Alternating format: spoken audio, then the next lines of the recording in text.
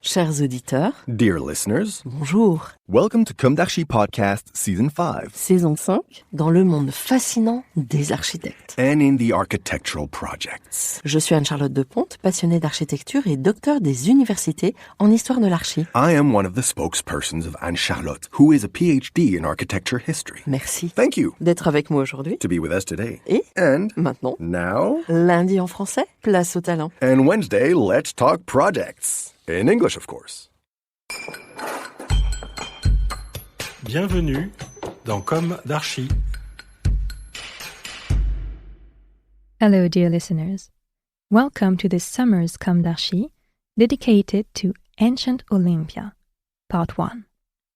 In today's world, where everything is translated into monetary value, it's important to remember that Olympia is not a trademark but comes straight from history.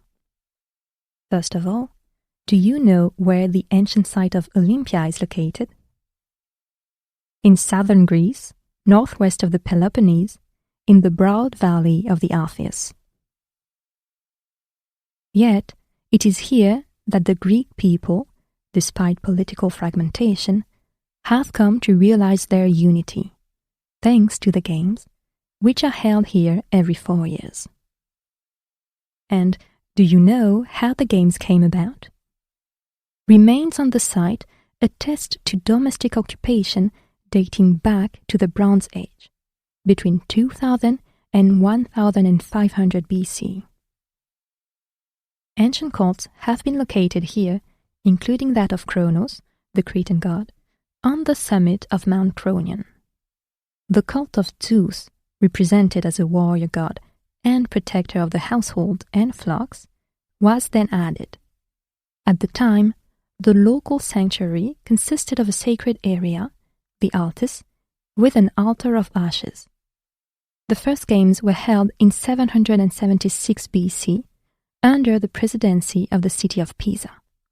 From 576 BC onwards, the sanctuary seems to have been administered by Sparta, which sporadically took over this territory, which was attached to the city of Elis. In the 7th century BC, the sanctuary was reduced to a temenos, or sacred area, and its ash altar. But a large edifice was soon built. In the 6th century BC, the sanctuary expanded. The Herion was built in the northern edge of Altis, marking the late arrival of grand architecture in Olympia. This temple is innovative in its layout. It was the largest in the Peloponnese at the time. During this century, the Terrace of the Treasures was laid out as a kind of festival square, where the faithful would gather for the ceremonies accompanying the games. Let's move on to the democratic period, when symbols were firmly established. In 472 BC, the city of Elis adopted a new constitution, defining an Athenian-style democracy. The reforms were accompanied by a construction program. The Grand Hotel of Zeus was remodeled, and the Temple of Zeus was built. The latter was entrusted to the architect Liban. It was completed in 455 BC. Phidias sculpted the famous cult statue. One stadium follows another. What is their symbolism? Mythology tells us that when he came of age, Zeus fought Kronos and the Titans to seize power. He finally defeated the former rulers of the world and locked them up in the underworld. He then became king of the Olympian gods. And down here, the games that keep the strongest mortal men fit and ready to win. Let's return to the Temple of Zeus. Liban built it on the space still available in the sanctuary. It is largely built of local shell limestone of a grayish hue. To hide this material, it is covered with stucco. The sculpted parts, pediments, metopes, and tiles are made from imported luxury Paros marble. At the stylobate, the building is 27.68 meters wide and 64.12 meters long. It is approximately 20 meters high. The whole structure required solid foundations on unstable ground.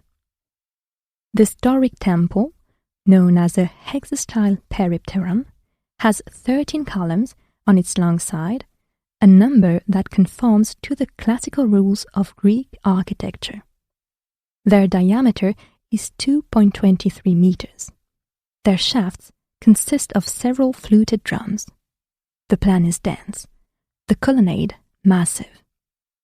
Arthur Müller, professor emeritus at the University of Lille III, wrote, Lieben did not create a new and original architectural work at Olympia.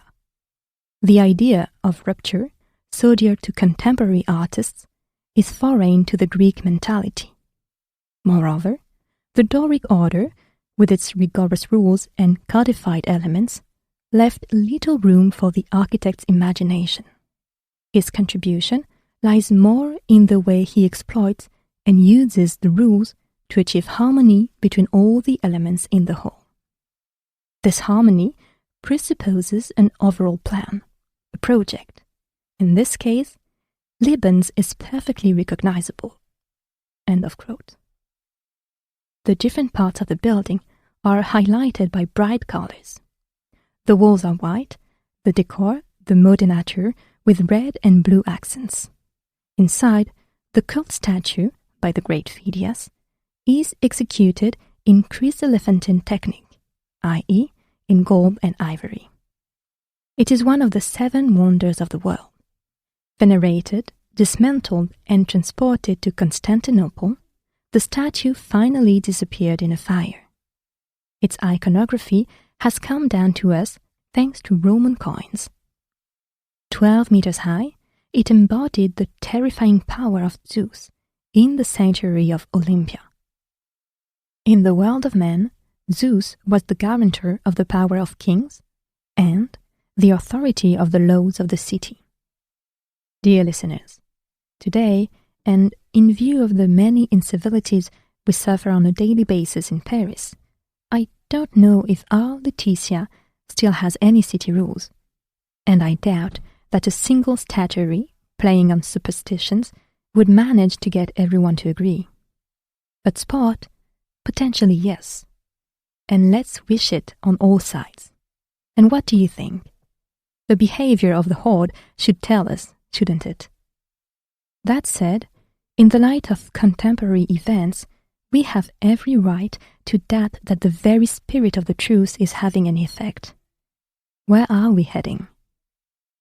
Let's leave the symbolism behind and meet up again next week to see Ancient Olympia back in action, full of energy and hope. Until then, take care and goodbye.